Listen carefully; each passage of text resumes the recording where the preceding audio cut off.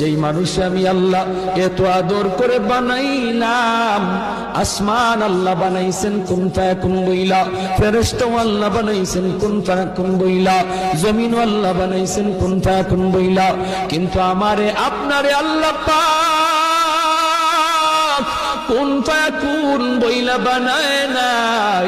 আমাকে আপনাকে যখন আল্লাহ বানাইছে, খালাকতু বিয়াদাইয়া, আল্লাহ বলে আমি আমার নিজের হাত দিয়া বান্দা বান্দিরে বানাইছি। কারণ এই চেহারার মধ্যে এত দামি কপাল, ওই কপাল দিয়া বান্দা আমার কুদরতি কদমে সাজদা দিবে। এই কপালটার এত দাম, এই কপাল কুন ফায়াকুন বললে হয় না, এই কপাল ফেরেশতাদের হাতে বানাইলেও হয় না, আমি আল্লাহ নিজের হাতে বানাইছি। আল্লাহ পাক কই আমি আল্লাহ দেখি জমিনে কেমন অন্যায় হয়, অত্যাচার কেমন জুলুম হয়।